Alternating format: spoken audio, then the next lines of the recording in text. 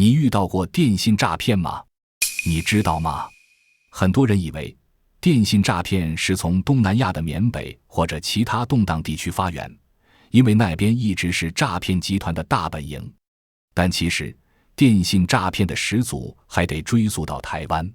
上世纪90年代，台湾经济飞速发展，电话也开始走进千家万户。就在大家为生活条件变好而高兴的时候，有些犯罪分子动起了歪脑筋，想着怎么能不劳而获地捞一笔。于是最早的电信诈骗团伙就诞生了。他们的手法其实很简单粗暴，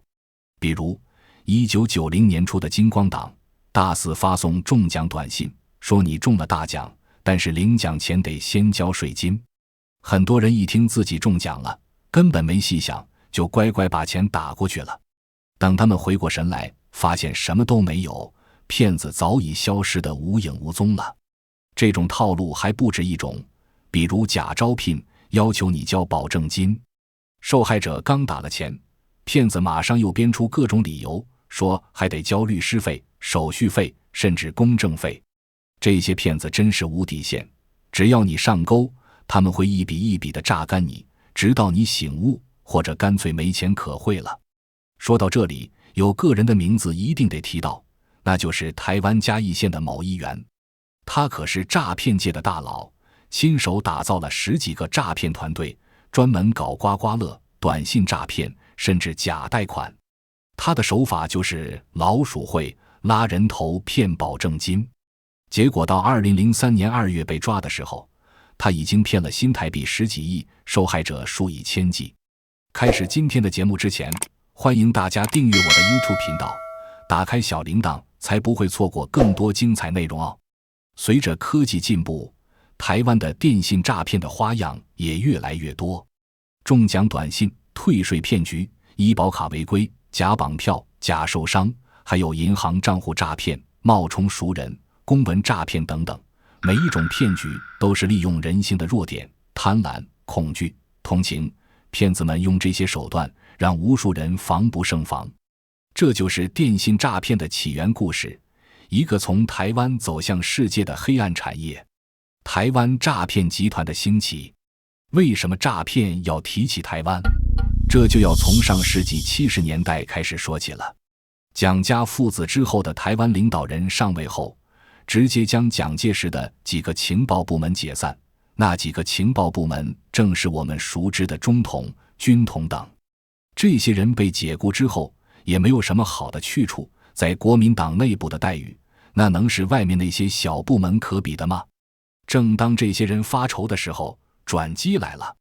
这些情报失业者遇上了一群土生土长从业者，诈骗犯。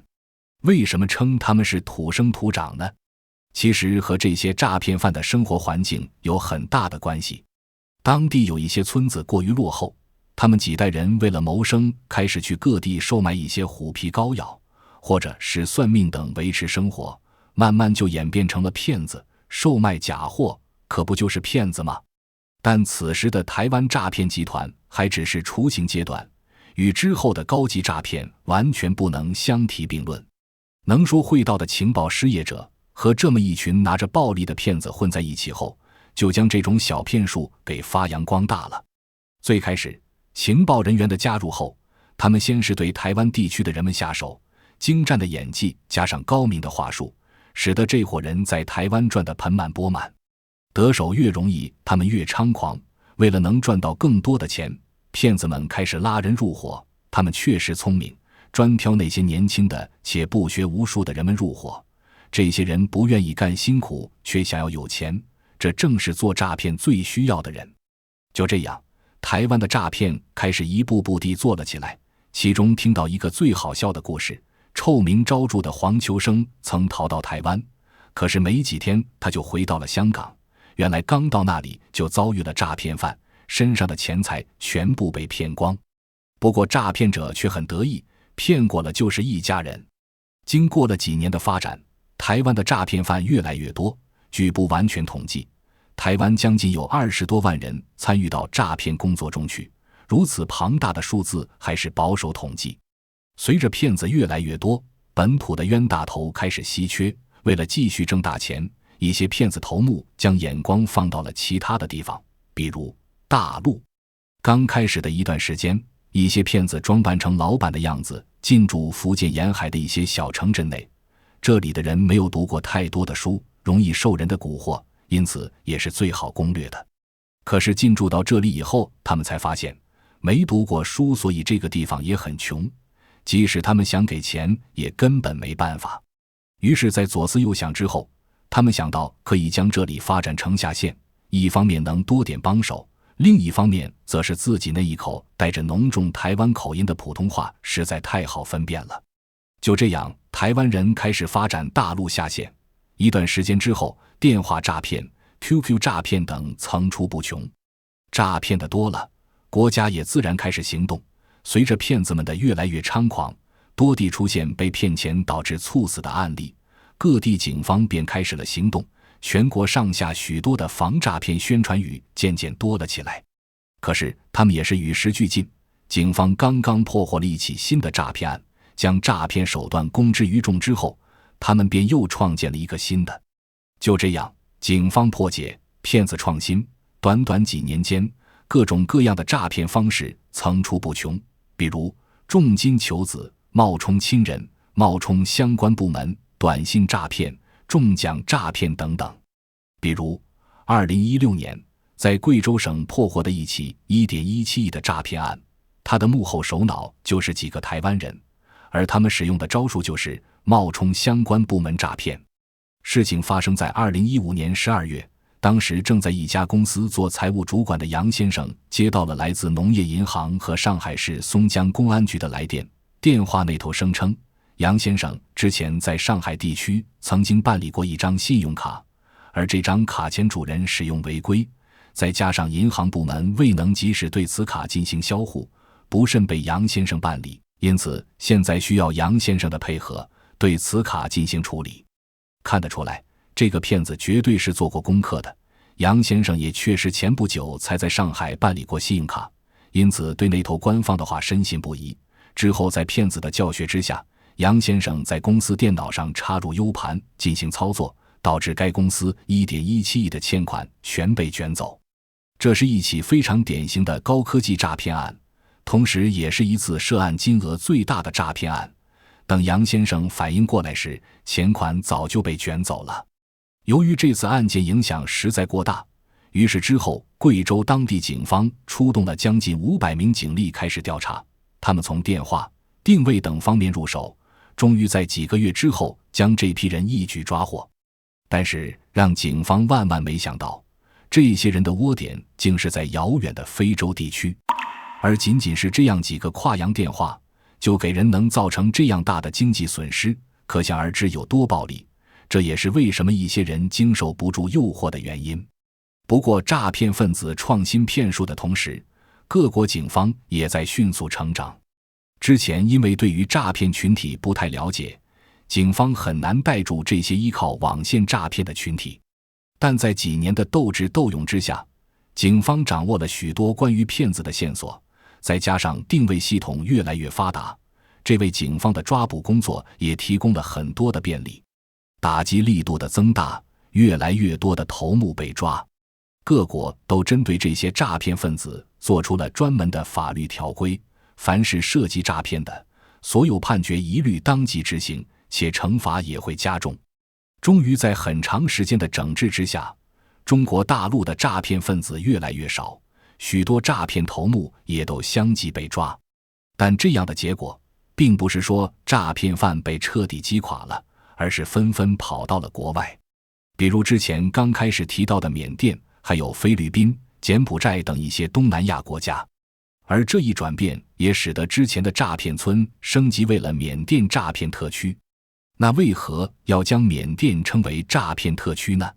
缅甸诈骗特区的成立，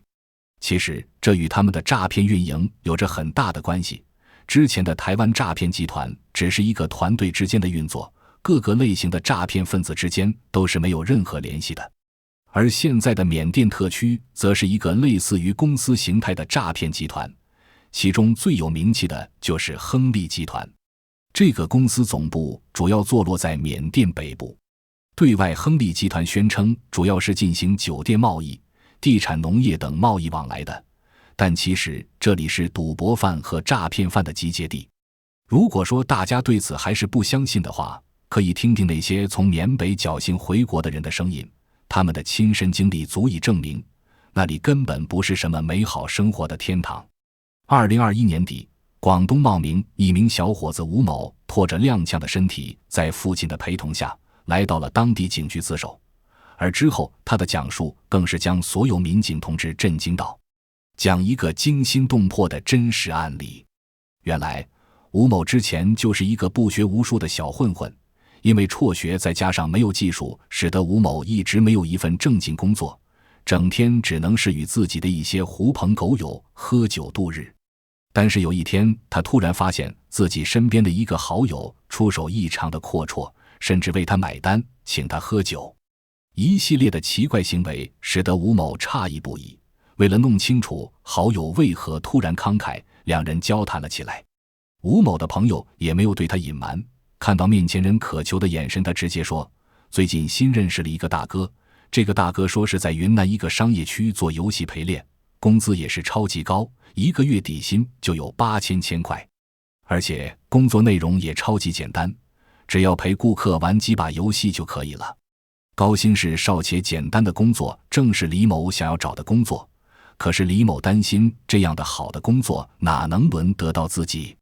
好友看出李某的顾虑，赶紧又说道，这份工作只要稍微培训就可以上手，没有什么特殊的要求。听到这里，吴某眼睛一亮，赶忙央求着好带他一起去。就这样，两人在大哥的带领下坐上求职的飞机。坐在飞机上的吴某开心极了，他终于要挣大钱了。下了大飞机之后，吴某感觉到又是不对劲，虽然他没有来过云南，但是云南也不可能是这样的。看着周围陌生的建筑，吴某很是不解。这时带头大哥带着他们坐进了一辆车中，并对他们说这是公司派来专门接送他们的车。吴某听到这里有些开心，看起来这确实是个大公司，还有专车接送。很快到了目的地，而吴某也终于发现了不对，这哪里是云南呢？墙上许多的不认识的字，看起来就像是另一个国家。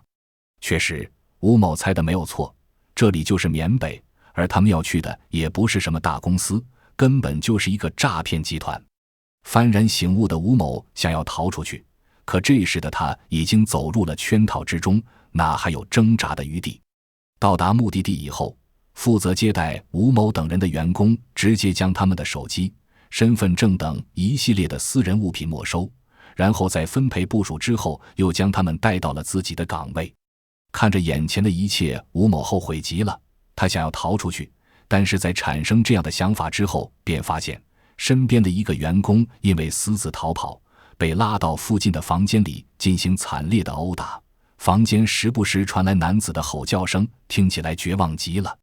之后被打得半死不活的男子已经被工作人员拖回到工作间。看到眼前的景象，吴某再也不敢有任何的想法。就这样的，吴某安安稳稳地进行着诈骗工作，但是他没想到这里的人不仅是会因为逃跑动手、业绩不好、工作态度不好等等许多原因都会遭来毒打，或者是不给吃饭，3-4天不吃饭也是常有的事。吴某说他们中间有一个人实在受不了，便向他们请求要离开这里，可没想到工作人员同意了他的请求，但之后却要求此人支付在这里的呼吸费，还有吃喝拉撒费用、偷渡费、他们的辛苦费等等一系列的费用，而且他们还表示只要支付了这笔费用就能放他们走。可事情哪有这么简单，这些乱七八糟的费用算下来一共有5万多块钱，也就是说他们在这里1分钱没有赚到，还有花费5万多块钱。眼看着人掏不出钱来，这些人又将他拉到传说中的水牢，那里环境恶劣，且有一股浓浓的恶臭味，一般人在里边根本坚持不了多长时间，就会纷纷投降，向他们转钱。但是转过来之后，只要他们发现这人还有点油水，就会继续榨干他。呼吸费等费用逐渐加高，等到那人实在没钱之后，再将他放走。因此我们经常可以看到从那边回来的人总是一身伤痕，甚至落下终身残疾。吴某实在受不了诈骗公司的毒打，一心想着逃走。终于油田，他发现一个未关好的窗户口，便趁着夜色逃了出去。之后他第一时间联系到了警方与父亲，在他们的帮助之下，这才离开了那个地狱。这是吴某的亲身经历，也是众多被骗到缅北的人的亲身经历。最后吴某呼吁大家千万不要去缅北，那里根本就不是天堂，去了那边的人也经常是有命去没命回的。从台湾的诈骗村到现在的缅北诈骗特区，这些都是社会的毒瘤，参与诈骗的与被骗的都受到了很大的伤害。在此呼吁大家一定要提高反诈骗意识，切莫因为自己的一时贪婪坠入深渊。根据官方统计，就2020年，仅仅中国大陆的被电信诈骗的涉案金额就高达了3000亿余元，且这只是一小部分，甚至还有一部分因此命丧黄泉。吴某即使没有被骗钱，但身心遭到了很大程度的损害，为了一时的利益赔上自己的一辈子，一点都不值。而且一定要小心网上的招聘、高薪工作等，不法分子正是瞄准了你的心理，才会精准实施诈骗。找工作时一定要提高警惕，必须要对该公司有个基本了解。要知道，天上是不会掉馅饼的，你以为是馅饼，其实是陷阱。好了，今天的故事就讲完了，欢迎大家订阅我的 YouTube 频道，打开小铃铛，才不会错过更多精彩内容哦。再会。